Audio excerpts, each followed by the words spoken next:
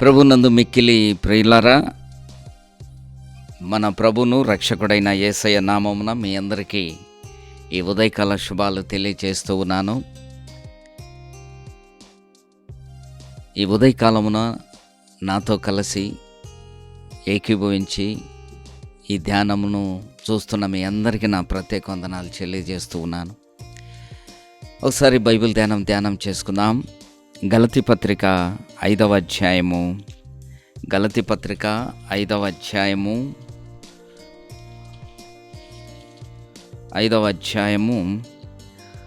22వ వచనం మనందరికీ సుపరిచితమైన భాగం.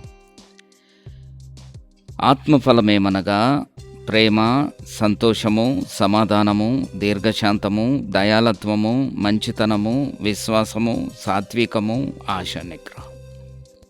ఏమిటివి? క్రైస్తవ విశ్వాసి ఆధ్యాత్మిక ఫలభరితమైన జీవితం జీవించుచున్నప్పుడు ఆత్మఫలము. ఈ ఆత్మఫలాలు అనకూడదు. సర్వసాధారణంగా చాలామంది ఆత్మఫలాలు అంటారు. ఫలాలు లేవు, ఫలం ఒక్కటే. ఆత్మఫలమేమనగా ఈ ఫలం, ఉదాహరణకు బత్తాయికాయను మనం చూస్తాం. ఆ బత్తాయికాయలో అనేకమైన తొనలు ఉంటాయి. అలాగే క్రైస్తవ ఆధ్యాత్మిక జీవితంలో ఫలము ఒక్కటే. అనేకమైన రుచులతో కూడిన తొనలు మన జీవితంలో ఉండాలి. ప్రియ సహోదరి, సహోదరుడా, నిజమైన క్రైస్తవ విశ్వాస జీవితం ఎలా ఉంటుందో తెలుసా? నీవు క్రీస్తులో ఎదుగుతున్నావు అంటే, నీవు క్రీస్తులో నాటబడి ఉన్నావు అంటే, నీవు క్రీస్తులో నాటబడితే ఫలభరితమైన జీవితం జీవించాలా. అటు లోకానికి, అటు క్రీస్తులో నీవు మాదిరికరమైన జీవితం క్రైస్తవునికి చూపించాలా, లోకానికి చూపించాలా. క్రీస్తులో నమ్మకమైన వాడిగా ఉండాలా. నీవు ఎదుగుతున్నావంటే నీలో ఫలం ఏంటో తెలుసా? లోకం నీలో చూసవలసింది ఏంటో తెలుసా? నీలో ఉన్న రుచులేంటో తెలుసా? ఆ ఫలము మొదట మనం ఏం చూస్తున్నామంటే ఆత్మఫలం ఏమనగా ప్రేమ. ఈ ప్రేమ చాలా ప్రాముఖ్యమైనది. క్రైస్తవ విశ్వాసి ఎంత ప్రార్థన చేస్తున్నా, నీవెంత వాక్యమును ధ్యానం చేస్తున్నా, నువ్వెంత విశ్వాసంగా ఉండి కుడికి ఎడమకు తొలగకుండా నీ విశ్వాస జీవితం ప్రభు వైపు చూస్తూ ఉన్నా, నీలో కొద్దిగా ఏ ఒక్కటి లోపించినా, అనగా ప్రేమ లోపించినా, నీ విశ్వాసం వ్యర్థం, నీ ప్రార్థన వ్యర్థం.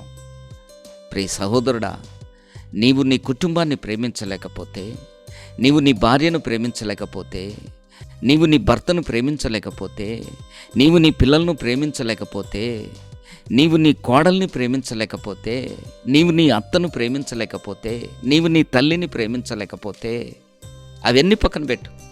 క్రైస్తవ విశ్వాసిగా నీ తోటి క్రైస్తవ విశ్వాసిని ప్రేమించలేని గుణము నీ జీవితంలో ఉంటే, ఎంత భక్తి జీవితం ఉంటే ఏమి లాభం? ఎంత విశ్వాస జీవితం ఉంటే ఏమి లాభం? కొండలను ప్రకటించగలిగిన విశ్వాసము నా జీవితంలో ఉందని నీవు డప్పాలు కొట్టుకున్నా అది వ్యర్థం. అది ప్రభుకు అంగీకారమైనది కాదు. ప్రియ సహోదరుడా, క్రైస్తవ విశ్వాస జీవితం ఒక మాదిరి కర్మని నీవు గ్రహించాలా. క్రీస్తు చూపిన మాదిరి మనం చూపించాలా.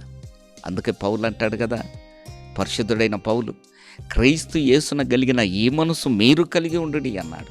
క్రీస్తు ఏం మనసు కలిగి ఉన్నాడో తెలుసా? ప్రేమను కలిగి ఉన్నాడు. కలిగి ఉండటం అనకూడదు, మహోన్నతుడైన ప్రభువారిని. ఆయనే ప్రేమ, ఆయన ప్రేమామయుడై ఉన్నాడు.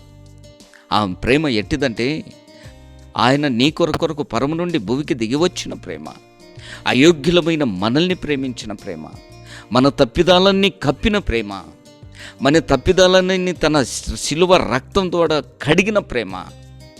అటువంటి అమూల్యమైన ప్రేమను పొందిన నీవు ఇతరులను ప్రేమించే గుణము నీ జీవితంలో లేకుంటే ఎలా ఉంటుంది సహోదరి? మాదిరికరమైన ప్రేమ, మాదిరికరమైన క్రైస్తవ జీవితం ఎలా ఉంటుంది సహోదరుడా? మాదిరికరమైన జీవితం.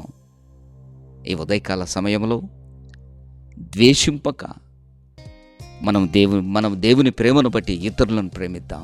దేవుని ప్రేమ ఏంటో తెలుసా? మనల్ని ప్రేమించే వారిని ప్రేమించటం కాదు, మనల్ని ద్వేషించే వారిని, మన మీద నిందలు మోపే వారిని సైతం మనం ప్రేమించాలా, శత్రువులను కూడా ప్రేమించాలా. అట్టి ప్రేమ నీలో ఉందా? ఒకవేళ లేకపోతే నాతో కలిసి ఏకీభవించి ప్రార్థన చేయి. ప్రభువా, నీ ప్రేమను నేను పొందుటకు నీ కృపను నాకు అనుగ్రహించని ప్రార్థన చేయి. తలలోంచి ప్రార్థన చేస్తా. పరిశుద్ధుడ మహోన్నతుడమైన దేవా, మీ పరిశుద్ధ ఘనమైన మహోన్నతమైన నామానికి కృతజ్ఞతాస్తుతులు చెల్లిస్తూ ఉన్నాం. క్రైస్తవ ప్రేమ ఎటువంటిదో ఈ ఉదయకాల సమయంలో నీ వాక్యం ద్వారా మాతో మాట్లాడావు తండ్రి. అవును ప్రభువా, కొన్నిసార్లు మమ్మల్ని ద్వేషించిన వారిని ప్రేమించలేకపోతున్నాం.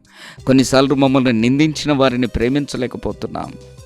నా కుటుంబీకులను కానీ, నా పొరుగు వారిని కానీ, తోటి క్రైస్తవులను కానీ నేను ప్రేమించలేకపోతున్నాం.